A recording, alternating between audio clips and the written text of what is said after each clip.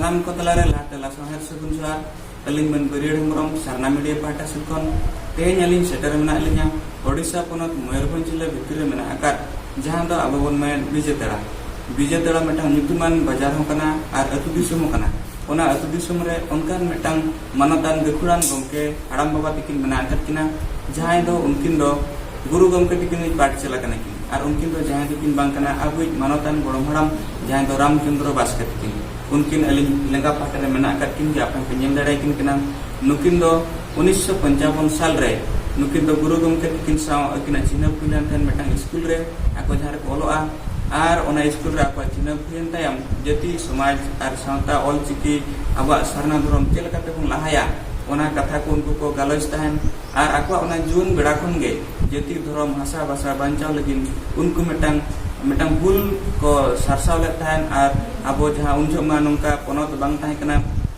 jaha dobon menen bhon disom kinjir disom godojat jaha rajyo tahen kan tahen onka unku ko asen mane aku ko danan kan tahen ar aku amedang noa jeti sawta katha ko horo ko leya ko kan tahen ona bedarin aburen manatan gorom haram tikin kana kin guru gomke part chala manatan Ramchandra Baske tikin ar ona tayam ne to nukina boyos 88 huyuk kana mendo something 90 ke bon mena 90 sal kin lebet paromea manatan abo gorom haram tikin ado dala bon nukin ten kon ge abo barti katha bon badaya ako un beda okaleka ko tahen kana akwa okaleka mohol tahen kana chelaka disam hor ko chirgal ko ema ko kan tahen ar okaleka hor hopon ten ko nuku mitang ege ruhit ar dal adi lekan asar katano ko sendralet ko tahen jete beda ol chiki ko percaya menkan guru gomke tikina ako takin talar chet gun mena chet dobang bawon badaya kin badaya menkan chando thumte nuku arho jier ge mena ko bes ge mena ko nuku talare min cari bang ku nyuraka adigan kata nukin talare mena adigan gabe anak kata mena ado dala bon noa ko dikatan ge manotan abu guru gomke Pandit Murmu tikine part chala manotan Ramchandra Baske mungkin gorom haram tikin kon kata bon ajam samgia gorom haram sarna media re bin se gunatan daram acha ado mase Pandit Raghunath Murmu sala ado binukal ka binukuruna प्रथम बारे Rairangpur high school में अलोक तहाँ 1952 खुजा 1956 धाबित थे अब 55-56 साल रे अदो अरे ठन कबाल में अरे नेल गे उन जो के अच्छा चिन्ह न हुए कना 1955-56 रे ओलो ताहन पे रायरंगपुर हाई स्कूल रे अदो आपे को हिरी पंडित रघुनाथ मुर्मू हेज लान ताहन होय आने नेने ओहो तापरे नोआ जे सावता समाज लहाया बोन आर ऑलचिकी बोन पासनावा अडी लेकाना कुकुमु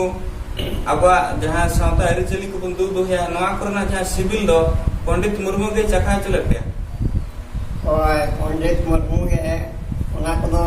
लई सदोला ले ए ऑलचिकी तेतलेकार बोन छारावा आर ऑलचिकी बंखान आबा सावता बाय बंजा उनका अड़ी लेकिन कथा को गलमरा दिया बंगा बुरु कथा को गलमरा दिया जो लेकिन कथा को गलमरा दिया उनका ते आज सावरा दिसम दे दाना ले दिया अड़ी सराव बड़ो मैडम अदो उन बेड़ा जहां आपे पे दाना अबिना बड़ाई ते तीना कोनत अबिन दाना किन सा अबिन दाना गया मान tayang do agama school ke le bhagai na cek arun cekri kan tahe cekri noa cara lagi alle cacoen khat mo cekri hotin chalai na cara kecil saja ado alin do kota disam asam ning dangala Bengal Bihar Bhonj aku nak Bhonj disam jaman disam dah Singgir disam kota kita dangala dia ado godom madam ape je un pe dana ar numa jeti sauta borom archali abo jelaka te bun dur do ya hodopon ko metang cirgal ar unku metang nuar nang gular ar goroj pe sarsaw joet ko tahen तो उन बेड़ा दो आपे दो चेत पे दाड़ान तहन cycle डुलुंग गाड़ी कोते चे नोका ताड़ाम कोते गे आले दो ले दाड़ान तहन तड़ाम तेगे आले दो नोंका ले तड़ाम कना तेहेन जदि निया गतुले तहेना आर नेडे ले देखा पा निदे एमान तुमान ना अली चली रे सेरेन को गुरु गमके जहां गवाना का उना सेरेन को आरो ले पाला परिये जहां अब संतान को उनका परिये जहां के परि परि ते रियो रे कपा उना के परिये को मता अब संसार को आदो उना परिये ते के अले ले देखा का निदे को आर मा और चिकिरे नाम चेक लेकारे प्रोग्रेस आर चाचो कटे जुआ उना को परना के अले उना एने सेरे जते ले देखा का ततुरे मिटांग तहेन निया तुले ले देखा तो खान आर में ता तो 2-3 किलोमीटर चला कते उना अतुले बसा उनका तड़ाम देगे अले तो दिसम दले तड़ाम या आदो गड़म हड़ाम नापाय कथा गेम लई दुगार गुना ए नुआ अतुर पे बासायन खान आरो 2-3 किलोमीटर संगरे जहां तुमी अना अतुर पे ताहेना होय आदो आपे ओना अतु पे सेनो आमाणंग मा कोई चिन्ह पेड़ा बाको ताहेना समाज सावता जति दुलड़ पेड़ा गे तो उनका अतु करे आपे बाको मिसबिहेव पे माने बड़ी व्यवहार बाको आतंग दराम पे बाकान को रोड मगल पे हमका जहाना अना टेटके टोने को पे सामांगा का उनका हुए kan ga ketna ko to una to wanga ede mitang atule ko netalya dia nukuda ako nyapang ko kuli kurang te dalang tahan to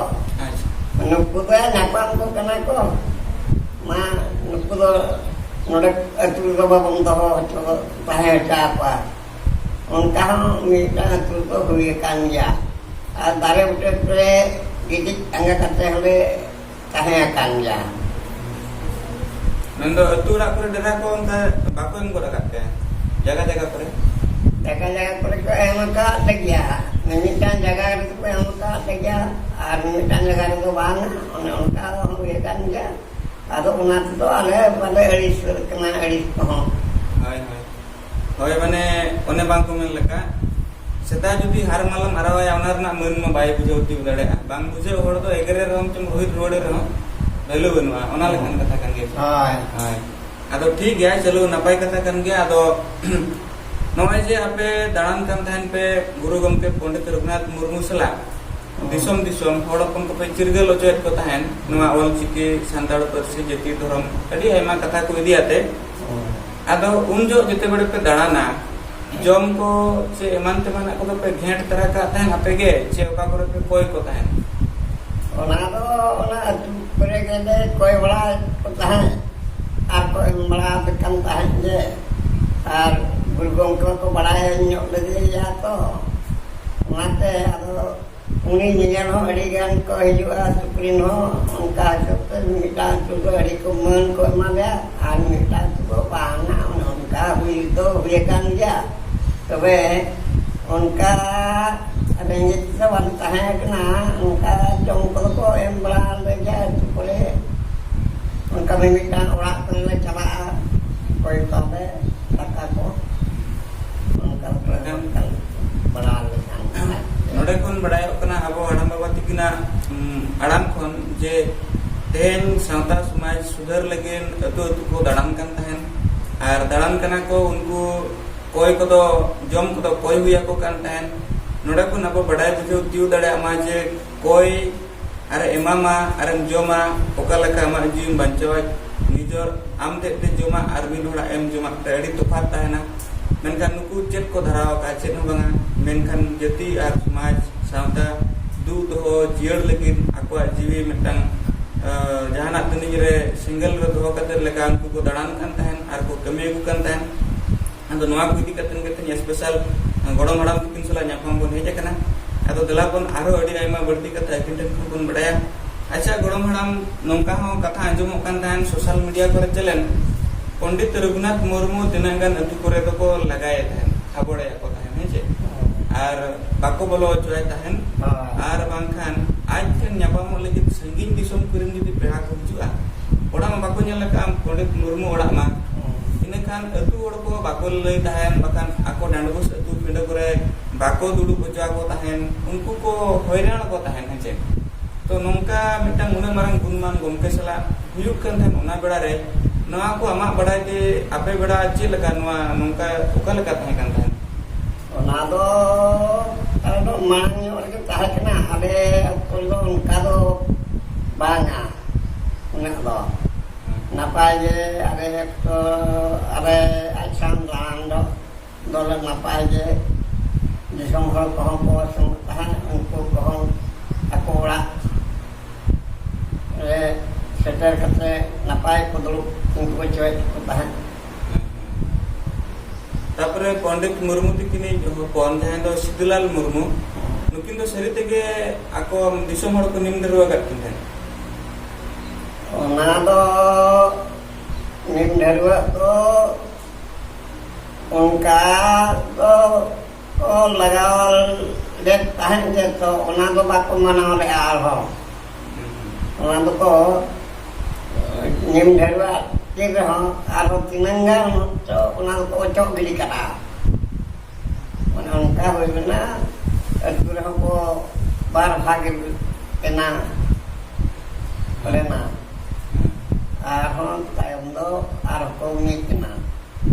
ka ho ye kan ya nak do huilen ya hoi do ado na do cek na hon kat do bai huye kana ठीक है गुण madam अड़ी अड़ी सराव तो आपे पे दना लगा जगह जगह रे उना अतक बांग रहो मेनकान नवा इदी कतेन road Magal एगेर bahkan jahana bebedi leka misbehave do ape pe samang lag angka minta itu kelaga dia angka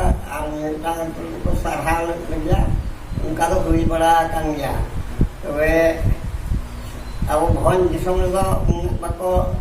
man kemat la to Bengal disom do jur ke man do kemat le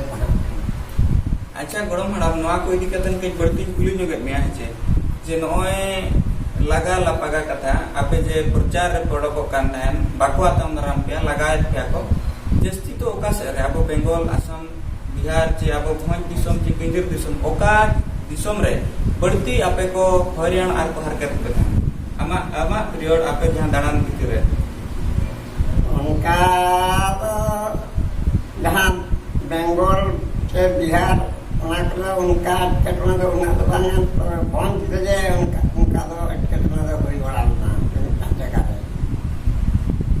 जहां कोन all city open लगना ओना जगह रे के मन बनुआ main Lakhan गे नोडे main गनोआ आदो ना तेगे आदो गुरु गमके नय ओना दे ले तुलका दिसम हर को जे यहां के मार्शल दो संगीर के डिग्री का मार्शल आ डिग्री से बकन भर्ती के उन्हें आज शुरू को उनका दो उन्हें बाय मार्शल आ so संगीर के मार्शल आ उनका अड़िकन कथा को मेल तो ताहन दिसम को आदो गड़म हड़ाम आपे गाते गपाते पे तहना तिना हड़ पे तहना 10 जन 15 जन 30 जन उनका तिना संगे संगे पे तहना आले तो ले ताहन का 15 जन तो ले कोड़ा कुड़ी पे तहना कोड़ा कुड़ी तते ले ताहन लेता आले 15 जन गान तो ले ताहया कोड़ा कुड़ी अंते आदो नोय नका पे तहना और आपे बेबड़ी बाको आतंग दाराम कर पे नाचार कर पे को जगह जगह रे आदो नोका मिटन नार्भास ताहन चिपे बांगा बाखा रोड अडिस मगल पे खान को पंडित मुर्मू आपे चे लकाई ओकल लकाते आपे रस्कई सरसाव पे थन चेक करते पे मेता पे कुन बड़ा ये तो अरे तो मितरा वो को जहां काय को मिश्रवन जहां काय को और मंगल ओना को आपको तो बाबू सब बांग खसुबन देखावन बुहेरमा उनका विषय पड़ा गया ओनाते आले हो अड़ी रस्के गले बुझेवा ठीक गया नापाय कथा कन गया तो ape aku salah pe gate kan tahen kena amho ai sore mendo am ing leka nongka pe tahen kena je jahan je alek wa ona bhagyo ona banua kintu ape ko noi menak pia nongka mone bujhe kena Pondit Murmu saw duduk pantai kan leka ge to Pondit Murmu abo samaj leginte oka leka cirgal katha ko laya ko kan tahen hor hopon ko abo onkan cirgal katha ko Gulung ke le tahan je Katu disong pe Onka atau Rol kote ke Leya ko tahan je Dia orang ciki Ukal kate Senaa Ar orang kan abo Bancam Bangun tahan dari Awa Somat Santa Secet Cek hambai tahna ona ko adi dekan katha ko ke bujha bala pa adi respect bujha ko ar ona santa de ane serenya kat le bujha bala pa ar lei bala pa le onka kota de hui ekwa kana ठीक है मरम ado amma no anuka Jati Samaj bancau legin Pondit Murmu salak tahanam danan tahan ape disam pe darana hor pe bujau pe tahan un beda orak duar nang kami dhara ko node jaha cilaka jaluk kan tan orak pun ka ko meta ma kam salak kana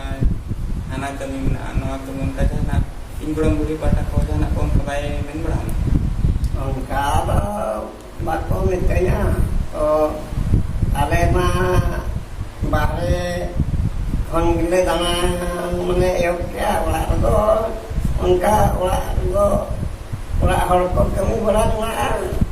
ar unku gulgom ke ho are ola re hej lena uni hoy bujha ola ko akat ko te indo achal ala akatnya ola hor ठीक है ready सहाव जति समाज बांचो लेकिन नरे इंगड़म बुढ़ी साथे पड़ा हर सनम को आगे गड़ो सत मेना मेन लेखन गे गानोआ आदो ठीक है दलाबन तेन नोडे अलिन लेंगा पाटने जहां मेना कतिना आपे को नेल दड़ा किना लाइव चनुकिन मानतन रामचंद्र बास्के गमके तिकिन जहां दो पंडित रघुनाथ मुर्मू तिकिन ने बाड़ चला कना किन आर उनको आको उन बेड़ा ना 1955 छपन या 47 49 उना मसीहा उन सदाय Santari versi Olchiki Jati Samaj nang mata revolution mohol celaka ko tinggu rakabla ona ko dikaten special akin tulu jabo mata khas kupuli report kami mura bomra seguna ka ado dalabon neto dre nukin 88 साल mendo 90 boyos nukin taram parome a abur nukin kodam haram tikin abu tulu mena ka kin gya noa beda re akin ten kun aro barti kisi pun badaya Asa godam haram abin je node mena akal bina aburin santa duluri ar darodiya ko abin tala kore ko ekam bada bina jewana Onka adi disong hole ko hej nyam ingkena orak tak ko hijuga to Bengal prin ho Bihar prin ho Jharkhand prin ho ora disong ra ing nyal ko hijuk kan ge netar habis ho ar ko hej bada kan ja ar muka teman-teman bergompe dikata-kata ko kuli bala tet di jama kan tahan kan ja ko netar ho ko hijukan ya ठीक है नपाय गया और नय अच्छा गोड़म हाram am do pension ko to nyame chong onka pension le nyamet gas onka kena ade danan tayong ini aku high school kula kata aku high school in Jekri ya oleh kaya aja Indo bicara kena aku oleh kaya aja pension ku nyamet Indo mane high school masih kam tahe kana ona jaha retired kana ona ra pension nyame ya macam tu kirani tanya oh kirani chalo kirani tahe kana abu goड़म haram tikin ado napai katakan gya ado sauta duladiya air sauta darodiya ko Bihar Bengal Assam kore ko hirikin gya arabon bade akin ten kon ऐसा गोड़म हाram abo jahan ku MLA ko MP ko जिला परिषद सरपंच को जहां के तबन राजनेता को बना कर को नुकु को हेज कतन को हिली बड़ा मैच बंग हम दुख सुख चलका nama बनु मिया उनका को कुली बुझे बड़ा match Bang MLA ko, MP ko, unku ko hej bala tahan je. Adi sang ko kapal marao bala tahan je. Cek lekare noa ale ko le hot le jama ona katha ko in jepya ko boleh dijunga budi ko dise ko atu di samudra cek leka le procara ona ko in jepya katha ko cek dijunga ona ko berikan takkan ya untuk hidup ya ini ya takkan ya komunitas to ane yang dulu untuk hijrah tahu oleh kerana hati ekonomi orang perangko dengan muka oh hijrah tempat hati nuku ya cuma nuku silam cuma nuku mah ulah orang dekat tu tahan semua. ठीक है गुरु